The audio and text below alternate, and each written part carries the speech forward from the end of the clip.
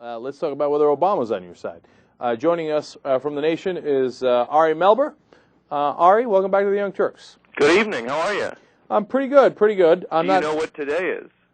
I'm not sure. What is it? It's the first day of the rest of the Obama presidency and the first day on our long national march towards total socialism.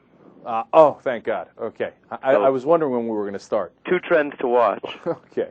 Well, that's what the Republicans tell us. Look, Ari, we don't have to discuss how absurd they are, but I do want to discuss whether this health care package makes sense or not. You know, you wrote about Organizing for America and how they, organize people to push this thing through. First, let's discuss how did they do that? Who did they pressure to get this deal done? What we saw in the last 10 days leading up to the historic vote over the weekend was some really unusually confrontational pressure from Organizing for America. They unleashed over 100 events a day, which really helped counter a lot of the conservative organizing on the ground, over 100,000 phone calls, and they were targeted, finally, in areas where people actually were wavering, and they put the squeeze on Democrats like, as I wrote, Baird, someone who had originally voted against the bill, who was getting top-down pressure in a personal meeting with the president and other important things in Washington, but also was getting overwhelmed with events and calls in his district. And this was unusual. He actually spoke out and said that was a factor in his decision. As we know, politicians, whether they're pressured or not, often pretend not to hear it. He was someone who, partly because he's retiring, up and said that it had an impact on him. His office estimated 57% of the contact he was getting in quite a conservative district was actually in the home stretch for the legislation. So they swung Baird. Did Kucinich wind up voting for this thing? I believe he did. Oh, okay. So they swung him too, even though he seemed to be dead set against it. So do you think that was mainly the OFA, or was it a lot of people at the end? It had gathered so much momentum. I mean, it wasn't just OFA. You got the unions that were in there, even Move On. Everybody saying we have to pass this, otherwise it's political suicide. Do you think that had a bigger role to play? Well, I think that's right, Cenk. I think those always play a big role. I think inevitability remains the most potent force in Congress.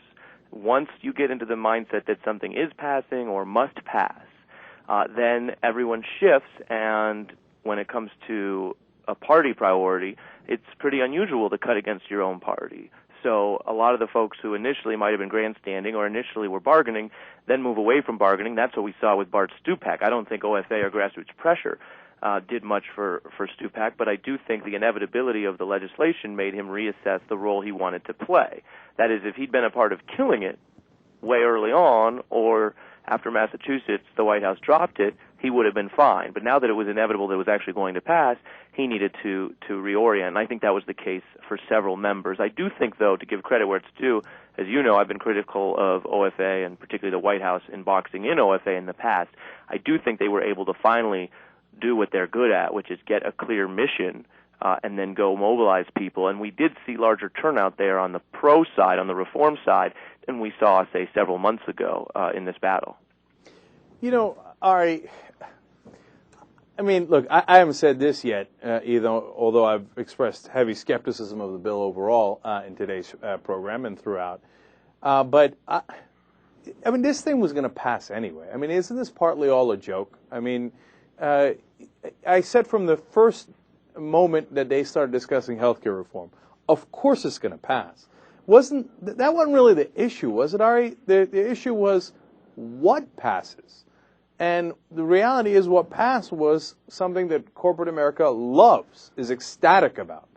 And so Baird was going to go, oh, okay, you twisted my arm, OFA. No, I got a lot of calls. But the corporate guys weren't really twisting the arms back because they already had a bill they liked. You know, I've heard that argument. That's not what I saw went on. I do think there are bifurcated political strategies and lobbying strategies by the entrenched interest. So the first strategy may be to try to stop a bill, but their backup strategy is to, as you say, dilute it or still structure it so it's called reform when actually it reinforces their hand. And as a policy matter, I don't think that it is ideal to mandate and require insurance coverage without providing the kind of competition in government programs to actually control costs. So I think this was not a perfect bill by any means. Having said that, as a progressive, I'm very happy that we are spending a lot of money, despite the recession, to give people coverage they couldn't otherwise get.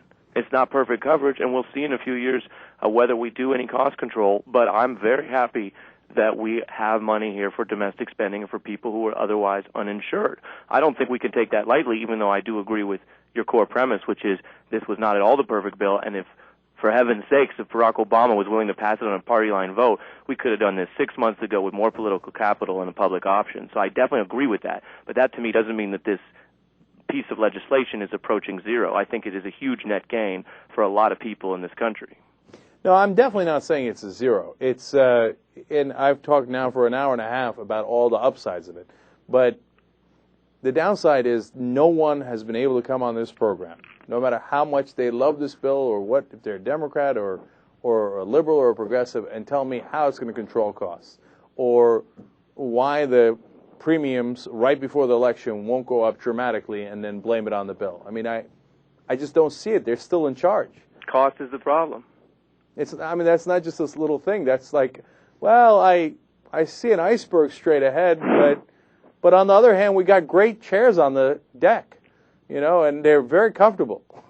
Yeah, but they're not going to do you much good in the water. You do love your Titanic analogies. I do. I can't get enough of them. I prefer when the analogies are from recent decades, but it's your show.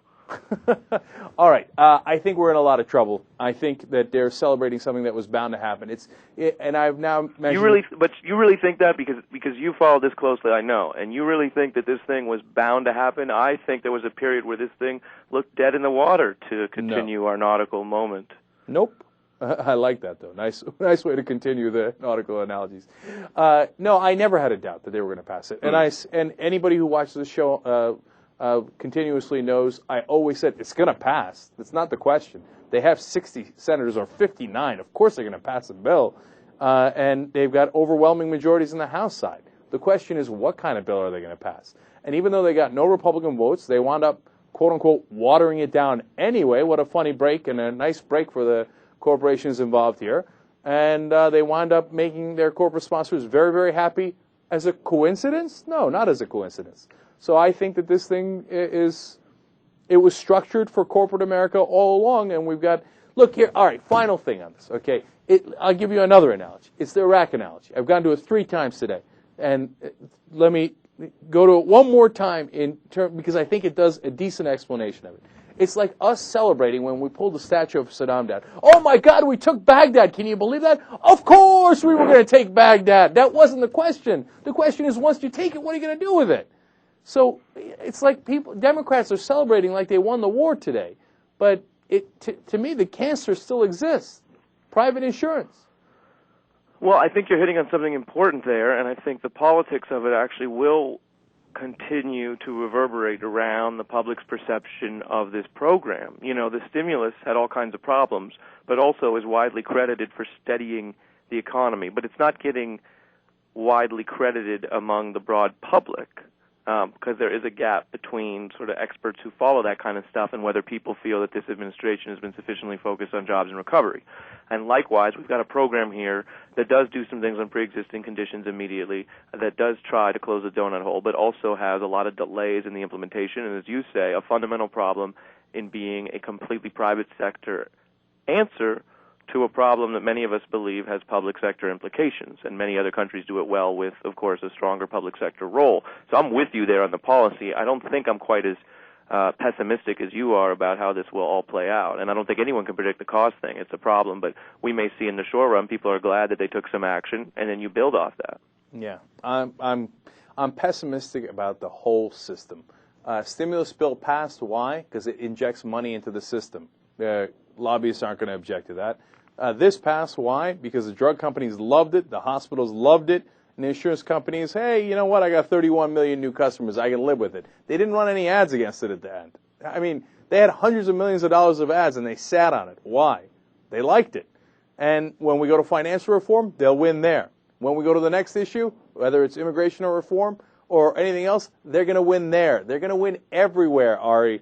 The reason is they own the place.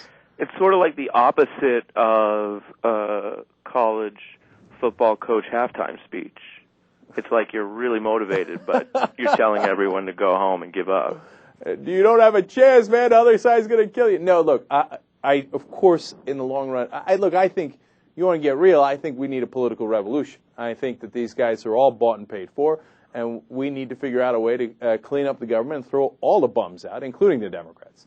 Well, I will tell you, I do think that the connective tissue to all of these problems is fundamental campaign finance reform. And until, as you know, until you change the way that these campaigns are funded, you have a complete, constant, debilitating mismatch between moneyed interests and everybody else. And there are occasions where everybody else can still pop up and have their voices heard and still override when we have certain crises and when we have certain political panics. But for the most part, as you say, anyone who doesn't have a full-time lobbyist is outgunned in Washington. All right, let's end on a positive note then. We're talking to Ari Melber of The Nation. I'm usually much more upbeat. I feel like you brought us down. No, it's my bad. So I'm going to bring it back up. The Pell Grants and addressing that within this bill was a very pleasant surprise to me. And it looks like we got, saved about $61 billion by taking out the corporate middleman that was just simply taking our money and putting it in their pocket. So will you look at that? That's a nice little victory. I mean, it's a little far afield from health care reform. It got stuck on this bill, though.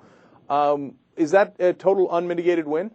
It's tangible. It's a win. It affects hundreds of thousands of students. It will put people on a better financial position and put some people in school who otherwise wouldn't be in school. And again, I've written, as you know, critically about much of what President Obama has done, and at times when he's departed from very clear pledges that he made. But this is one that he's made good on. And he didn't do it in the limelight because you're mentioning it. Frank, I haven't followed everything on TV the last couple of days, but I don't think it's gotten a ton of coverage or attention, and it's a good thing, and good things still happen. Yeah. No, I was very encouraged by that. It gave me a little bit of hope that maybe they're not going to win on every single issue.